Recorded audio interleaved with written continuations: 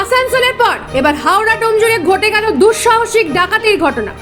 দোকানের মালিককে মারধর করে লুটপাট চালায় দুষ্কৃতীরা।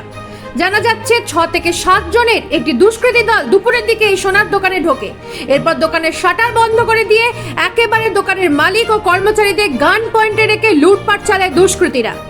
এই ঘটনায় মালিক কর্তৃপক্ষ চিৎকার করলে দুষ্কৃতীরা বন্দুকের বাট দিয়ে মালিক ও তার ছেলেকে মারধর করে বলে জানিয়েছেন এক প্রত্যক্ষদর্শী। প্রায় 35 মিনিট ধরে লুটপাট চালায় দুষ্কৃতীরা।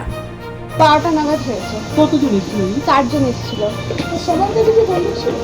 হ্যাঁ, সবার কাছে ছিল।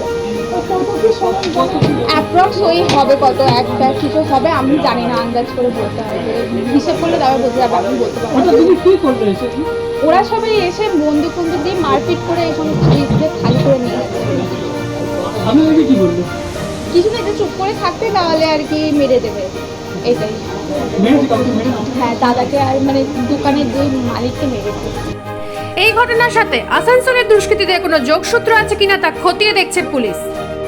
ডোমজুড় থেকে নিজস্ব প্রতিনিধি রিপোর্ট, নিউজ প্রাইম বাংলা।